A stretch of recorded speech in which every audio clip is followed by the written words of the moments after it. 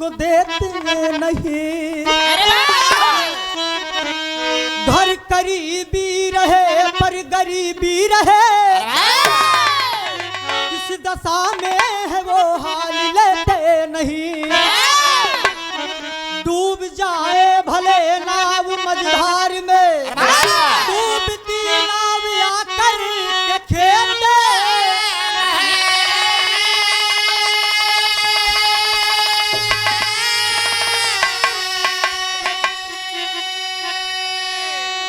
आए खुदा सोच बदली अमीरों की करी,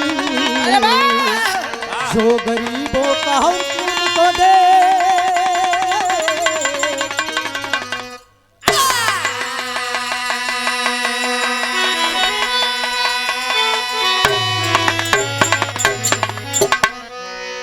ध्यान रहे दोस्त, विरह का प्रसंग होगा मेरठ कांड। दो भाई बहन हैं। भाई बहन है, भाई का नाम सूरज है, बहन का नाम शीला है।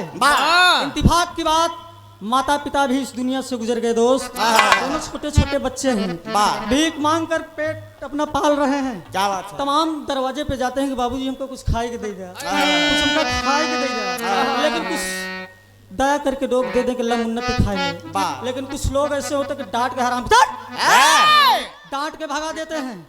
लेकिन बाहर है मालिक, तू तो सब देख रहा है। एक लाइन तर्जुमा, कहे रे एक बात मोरी सजनी, हाय हाय रे एक बात मोरी सजनी, अरे अब गठिया चुनरिया एक बात मोरी सजनी।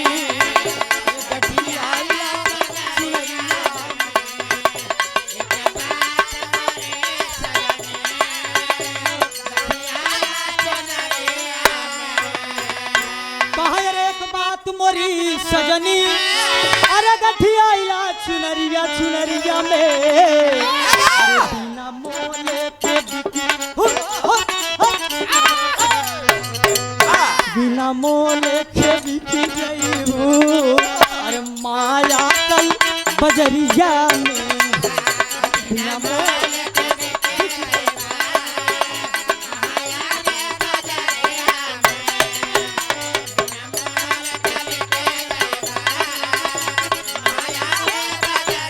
लेकिन गौर करेंगे, इस जमाना तमाम लोग कहते हैं कि बेश्या, ये हम प्रमाण देते कि बेश्या एक जगत में कितना बढ़िया काम किया।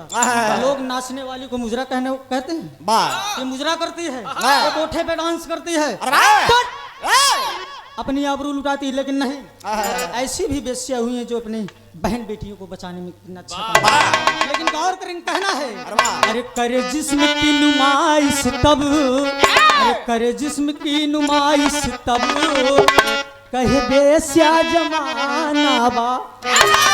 गौर करेंगे, भाई बहन दोनों पढ़ रहे हैं, पढ़ने जा रहे हैं तमाम लोग।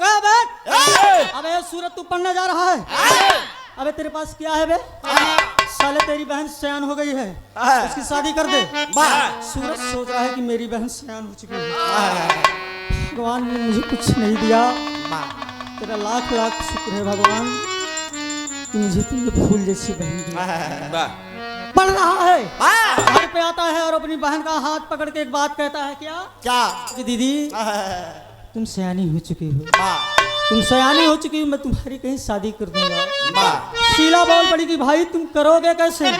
अरे हमार बियाह कैसे करवा, जब कमाबा तब न करवा। अरे बाप रे बाप, सूरज सोच गया कि मेरी बहन बात ठीक कह रही है, अगर मैं कमाऊंगा नहीं तो अपनी बहन की शादी कैसे करूंगा। अपनी दीदी को बुला के एक बात कहता, लेकिन लेकिन तर्ज गुरुदेव, हाय हाय रे हमार कहा माना, राजा राजा जी हो, राजा राजा जी हो, अरे हमार कहा माना, अरे दुल्हा जी हो हमार कहा माना, राजा जी हो हमार कहा। ओ राजा जी, अरे सौतन है कांटो वाली पे, राजा सौतन है कांटो वाली बे, अरे लिपट जाना दुल्हन लिपट जाना राजा जी हो निपट मत जाना।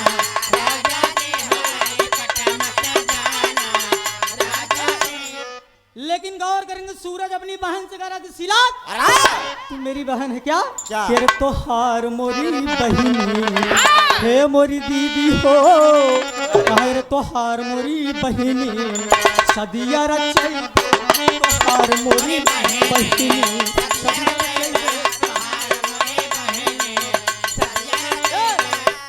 तोहार मोरी बहिनी सदिया रचई गए। गौर करेंगे सूरज प्रतिज्ञा कर लिया कि मैं परदेश जाऊंगा कमाने के लिए मेरी बहन। और वो दिन भी आया। आज सूरज बैग लेके तैयार हो गया शहर कमाने के लिए। उसकी बहन रो रही है। बहन शीला रो रही कि मेरा भाई मुझसे जुदा हो गया, मेरा भाई मुझे छोड़ के चला जाएगा। और अपने भाई का हाथ पकड़ एक बात कहती कि भैया भगवान ने मेरे सब कुछ मुझसे छीन लिया, एक भाई दिया वो भी मुझसे दूर हो रहा है। रो रही है हाथ पकड़ के और अपने दुपट्टे का आंचल फाड़ के अपने भाई के कलाई में बांध दिया।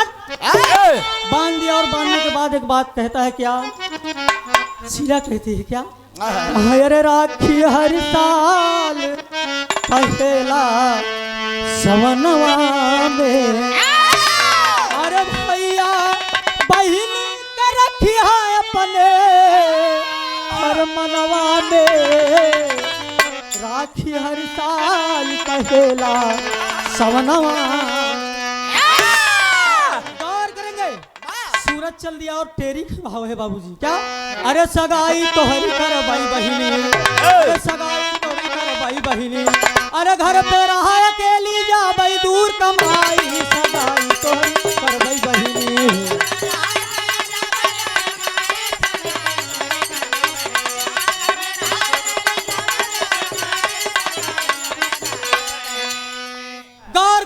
सूरज प्रदेश में पहुंच गया बंबई शहर में। बंबई शहर में जब पहुंच गया तो तमाम कहीं नौकरी नहीं मिल रही है। एक नौकरी नहीं मिल रही, नौकरी खोजते खोजते थक गया। आखिरकार रेलवे स्टेशन पे जब जाके बैठता है एक दयालु सेठ, यही तो कहानी में मोड़ ले लिया। एक दयालु सेठ उसी स्टेशन पे सूरज के बगल बैठे हैं और सूरज रो रहा है कि भगवान मुझे कहीं नौकरी नहीं मिल रही, मैं अपनी बहन की शादी कैसे करूंगा। विचार कर रहा है। एक लाइन गुरुदेव तर्जुमा हो यारी गोरिया अरे यारी गोरिया कैला अरे यारी गोरिया अरे घसियरिया के अरे घसियरिया घसियरिया रे अरे घसियरिया के बहनवा कैला यारी गोरिया घसियरिया के बहनवा कैला यारी गोरिया।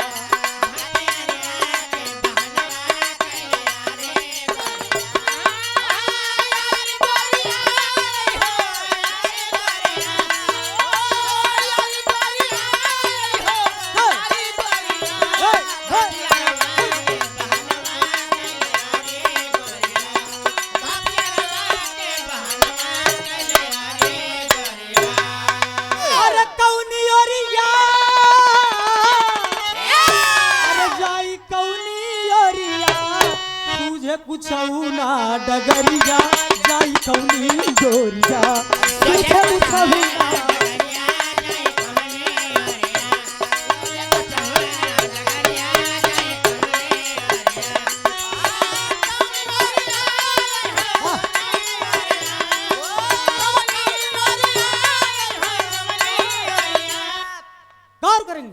सेठ जी जब ये बात सुने सूरज सारी बात बता दिया कि सेठ जी मुझे कहीं नौकरी नहीं मिल रही है। गौर करेंगे बाबूजी सेठ जी सूरज को अपने घर लिवा के चले गए।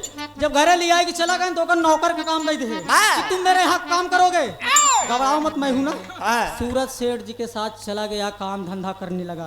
लेकिन गौर करेंगे इधर सूरज की बहन शीला एक शेर दयानंद के यहाँ झाड़ू पोछा लगाने का काम करती है। एक दिन इत्तेफाक की बात झाड़ू पोछा लगा रही, इतने में हरामखोर सेठ दारू पीते हुए हाथ में बोतल लिए एकदम नशे में पहुंच गया। और जब पहुंच गया तब शीला पोछा लगा रही है और शीला को देख कहता मेरी जान शीला हाँ।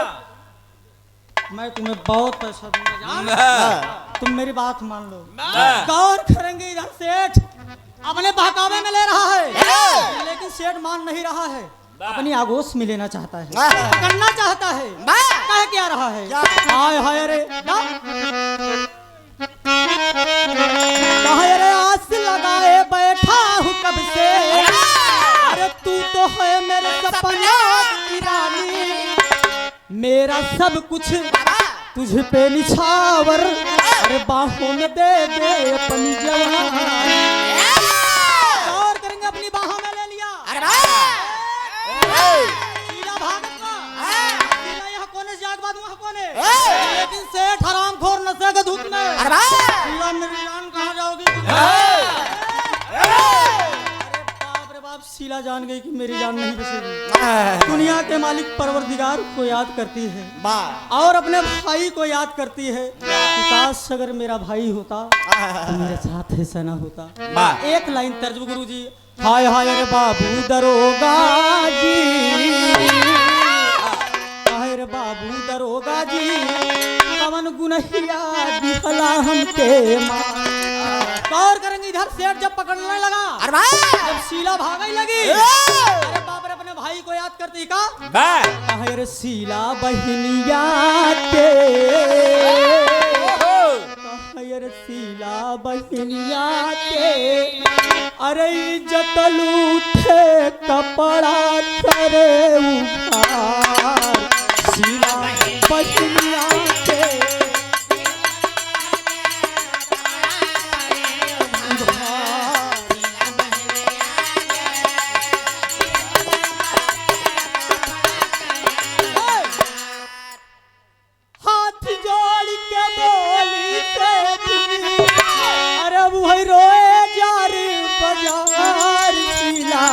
बहनिया के, शीला बहनिया के, अरे भाई इज्जत लूटे कपड़ा करे उधार। गौर करेंगे इधर शीला सोच रही है कि काश मेरा भाई होता तो आज मेरी इज्जत न लूटती। हरामखोर से अपनी बाहों में ले लिया और इज्जत को लूटने लगा। शीला बचाओ बचाओ कर भगवान को याद कर रही है। मुरली मनोहर कन्हैया दुनिया की इज्जत बचाई है प्रभु, आज एक हबला की इज्जत लूट रही है। गौर करेंगे शीला रो रही, लेकिन हरामखोर ले जाने के बाद चंपाबाई के कोठे पे बेच दिया। कुछ पैसों के लिए चंपाबाई के कोठे पे जब बेच दिया और बेचने के बाद जब चला आया, इधर शीला बाबूजी मुजरा करने लगी। शीला मुजरा करने लगी चंपाबाई के आदेश पे। अरे शीला मेरा आदेश है, मैंने तुम्हें पैसे पे खरीदा है, जो मैं कहूंगी वो तुम्हें करना होगा। बाबूजी आज शीला पैर में घुंघरू बांध के लगी मुजरा करे कागा कहे सो मोरे राम, अरे धीरे से गागर उतार लियो ओ जी कहीं लचक न जाए कमारिया मोरे राम, धीरे से गागर उतार लियो ओ जी कहीं रे ऐसी बेदर्दी के पाले पड़ी हुराम, जोड़ा भरावे गगरिया गगरिया गगरिया गगरिया मोरे राजा, जोड़ा भरावे गगरिया सुमोरे राम, धीरे से गागर उतार लियो ओ जी कहीं लचक न जाए कमरिया। गौर करेंगे आज मुजरा गा रही है शीला, एकदम साले मस्त है शराब के नशे में। गाओ शीला बहुत बढ़िया मुजरा कर रही है तुम, साले नोट पे नोट लुटा रहे हैं और शीला मुजरा कर रही। गावत का बात है कहे अरे मैं तो छोड़ चली हो, मैं तो छोड़ चली बाबुल कदे पिया का घर प्यारा बाबुल कदे,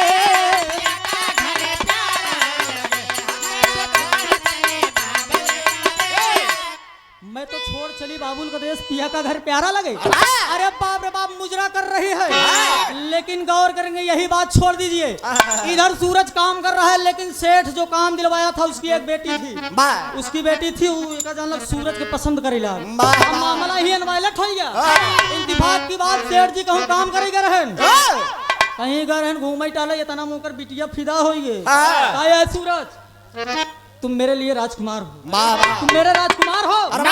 अरे बाप रे बाप, सूरज को जबरी पकड़ लिया। और जब जबरी पकड़ ले तो बाबूजी तो बाह में एकदम पकड़ा ही चाहत बा। सूरज भाग रहा है। अरे बाबूजी सेठ चला गया काम करे, उनकर बिटिया सूरज के ऊपर फिदा बा। कहत का एक लाइन तज कहीं मोरी झूलनी पे मरी गए। अरे झूलनी झूलनी झूलनी रे, मोरी झूलनी पे मरी गए। लाखों जवान झूलनी पे मरी गए, लाखों जवान मरे झूलनी पर प्यारा कहर गोरे गोरे गालों पे। अरे अब काला काला तिल है, अरे अब काले काले तिल पे। अरे अब बड़ी मुश्किल है, कहे रखे तनाव बूढ़ावन के बदल पे मर गए।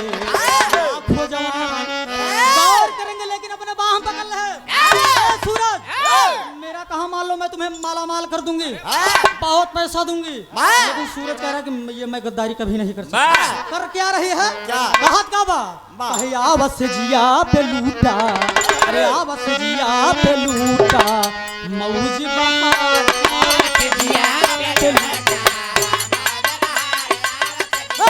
गौर करेंगे इधर सेठ की बिटिया कपड़ा उपड़ा फाड़ के सूरज बात नहीं माने से अपन खपड़ा लगी फाड़े। फाड़े के बाद जब सेठ जी आई बताई दे कि सूरज हमारे इज्जत लूटना चाहता था।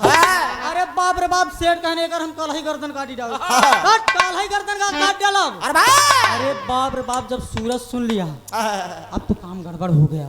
सूरज जान गया कि मेरी जान अब नहीं बचने वाली है। रात की बेला है साथियों, रात का वक्त है। सूरज चुपके से अपने बैग में कपड़ा भरने के बाद घर के लिए रवाना हो दिया। आज जब घर के लिए रवाना हो दिया, इधर सूरज घर चला आया। घरे आए के बाद अपने बहन खेरत बा, मेरी बहन कहाँ गई? इस साला इधर मुखिया तो बेच दिया है ना चंपाबाई के कोठे पे। बहन को हेर रहा, तमाम घर के पास में अपने खोज रहा है, गली मोहल्ले में खोज रहा है मेरी बहन कहाँ है। लेकिन गौर करने चंपाबाई इतनी साफ दिल की बेस्या थी बाबूजी। बेस्या तो जरूर करवाती थी, लेकिन उसके अंदर भी दया नाम की चीज थी। शीला एक बात बोल पड़ी कि माँ मैं तुम्हारे एक इशारे पे मुजरा करती हूँ, अपना सब कुछ लुटाती हूँ, तुम मेरी माँ हो ना, तुम मेरा एक काम करोगी माँ? बेस्या बोलती है, चंपाबाई बोलती है कि क्या बात है? शीला कहा कि हमका हमारे घरे पहुँचाई जाए, हमका हमारे घरे पहुँचाई जाए। और गौर करेंगे बाबूजी, इधर बेस्या शीला के लिया कि जब घरे आई, जब घरे लिया के आई, अरे बाप रे बाप, जब दोनों भाई बहन देखे तो लिपट गए। एक लाइन तर्ज गुरुदेव, कहा अरे हंसी हंसी पनवा, अरे पनवा पनवा रे पनवा पनवा रे। ये हमारे राम सूचित गोलू दादा वाला अंदाज हुआ। कहा अरे हंसी हंसी पनवा, खियौले बेईमानवा, अपना बसेला परदेश, अपना बसेला। गौर करेंगे बाबूजी, आप दोनों भाई बहन लिपट के रोने लगे।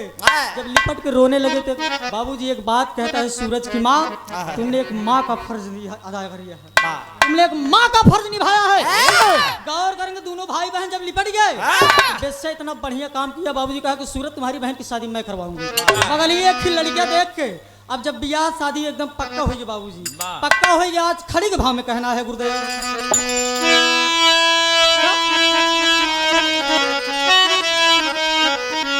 कहे रे शीला बहिनी के सदिया, अरे बड़ा चाई बेस्या, शीला बहिनी के सदिया, अरे बड़ा चाई बेस्या, अरे डूबत नैया किनरवा लगाई, डूबत नैया किनरवा लगाई बेस्या। गौर करेंगे बाबूजी, शीला को बढ़िया बियाह करा दे। गौर करेंगे बियाह फान दे, बियाह फान दे, बढ़िया खूब बियाह हो गया। एक बेस्या इतना बढ़िया काम किया बाबूजी, जग के अंदर लास्ट लाइन में कहना है बाबूजी, महाबली गुरु बाबा दीन जी सज के गई ले धाम, कभी राजेश चमन जी कहते ऊंचा मिले मुकाम हो।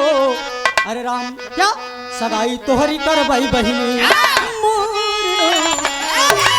राम सगाई तोहरी कर भाई बहिनी, रोहित काई की जग में बाटई बहुत बुराई, तोहरी कर भाई बहिनी। अरे दोनों सहेली बिल्कुल